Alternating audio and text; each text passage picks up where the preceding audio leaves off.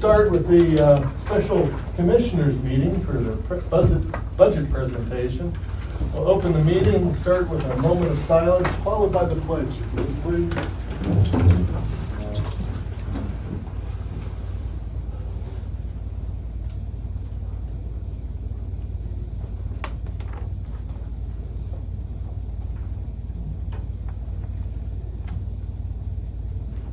Thank you. I pledge allegiance to the flag of the United States of America and to the republic for which it stands, one nation under God, indivisible, with liberty and justice for all. Thank you.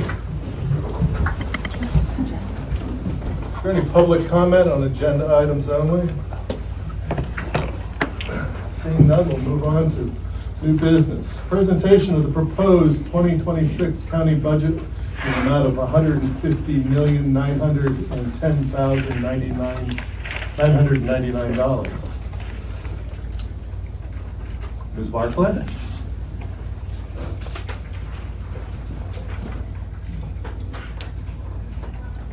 Good morning. Morning. The Board of Commissioners presents the 2026 budget. Is this one on? Okay.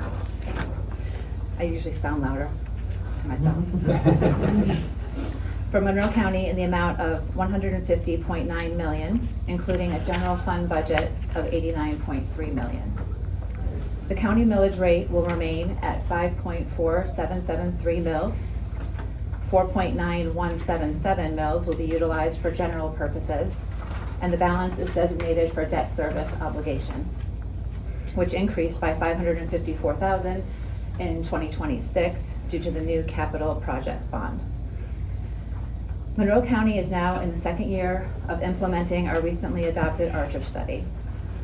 In January of 25, the county approved a 3% cost of living adjustment, which took effect prior to the implementation of the Archer study in March. This study aligned our salary structure with current market data drawn from 14 points of comparison, including other fourth-class counties, local school districts, higher education institutions, and regional service providers. With the 3% COLA applied in 2025 and the updated salary grid confirmed to be highly competitive, 2026 wage increases will occur on an employee's anniversary date and will be based on their time in position. Monroe County will adopt a revised residual longevity policy effective January 1st, 2026. The policy will provide $250 in year 5 on an employee's anniversary date, with increases of $25 per year up to year 10, where the longevity bonus will be $500. This will continue through year 20, when the longevity bonus will maximize at $1,000. Subsequent longevity bonuses of $1,000 will be paid every 5 years through year 40. 17 full-time positions are approved in the following departments: Commissioners, Conservation District, Courts, District Attorney, Planning, Public Defender, and Tax Assessment, 4 of which are fully funded from sources other than the general fund. Under long-term debt, our obligation as of the end of this year is projected to be $110 million and estimated to be $102 million at the end of 2026, with the principal and interest amounts as stated in this section and depicted in the graph on page 2 of the packet. Retirement costs for 2026 are budgeted at $4,725,000. This is $175,000 less than what was budgeted in 2025, but $223,000 more than the actual 2025 contribution, which is stated as the projected amount at the bottom of page 7. Capital expenditures approved in the 2026 budget is comprised of $344,000 in computer capital, a 15% decrease from 2025, and $299,000, or roughly $300,000 in capital and minor equipment, or a 13.7% decrease from 2025. Capital projects and reserve funds budgets total $8.7 million and include the items listed in this section. 81% of the total is the unspent balance of the new $10 million 2025 capital projects bond.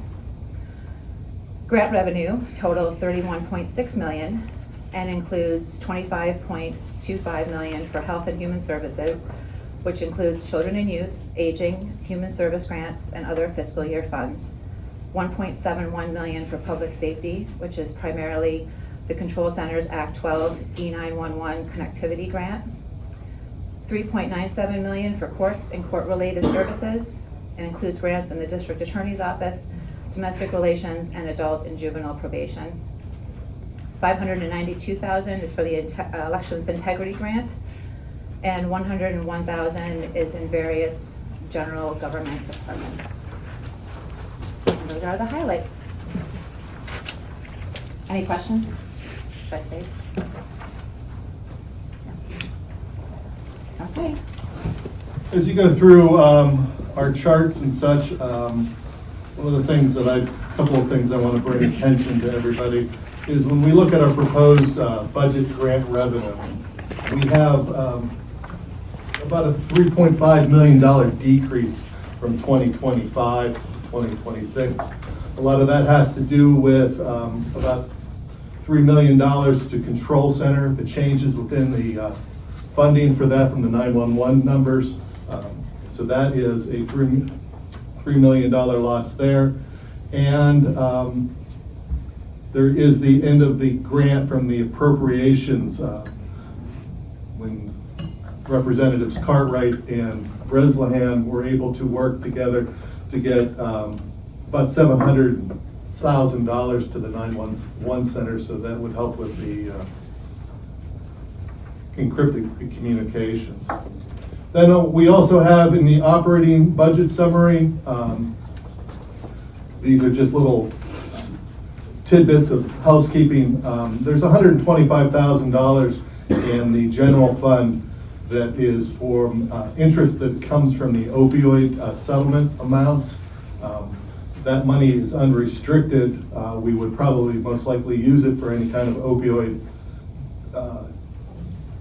project that would come out, but it is unrestricted, so that goes to the general fund. And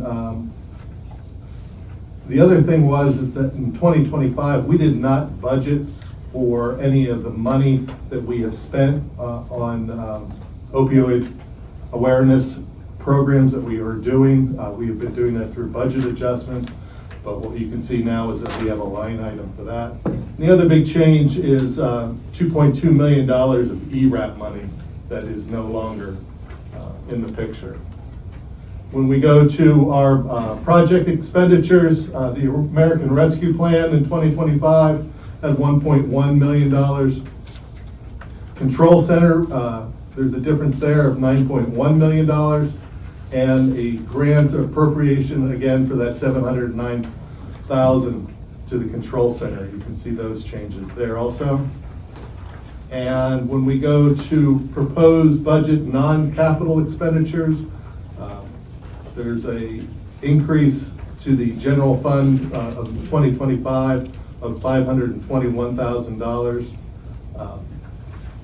Also in that, in 2025, we had a $650,000 increase due to this opioid settlement monies that we paid down through budget adjustments.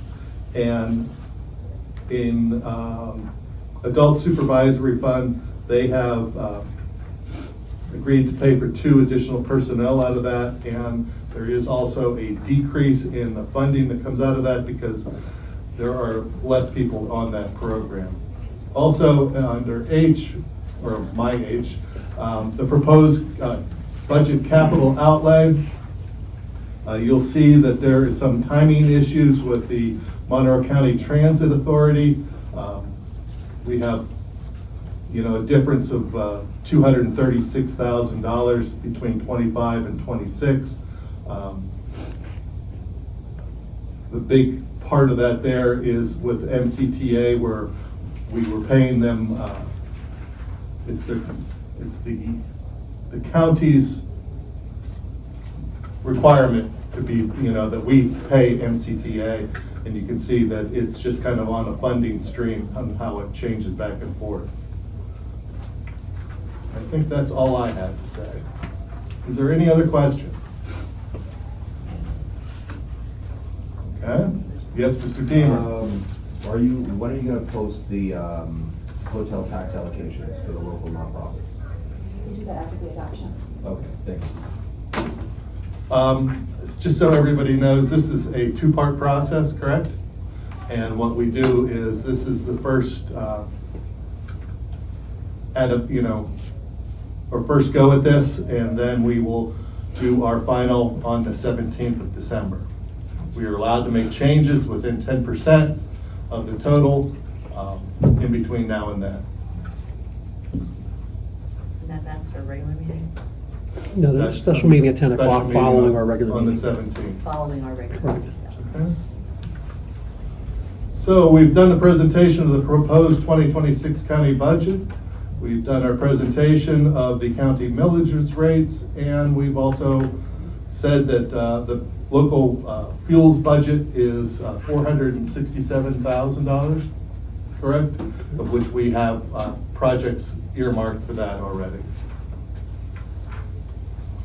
Do we have to adopt it? Make a A motion? motion to present the budget for review for 20 days and a tentative adoption on December 17th 17th. at 10 So o'clock. I make that motion. Could you please? Okay, I make the motion to approve for being in the public view for 20 days with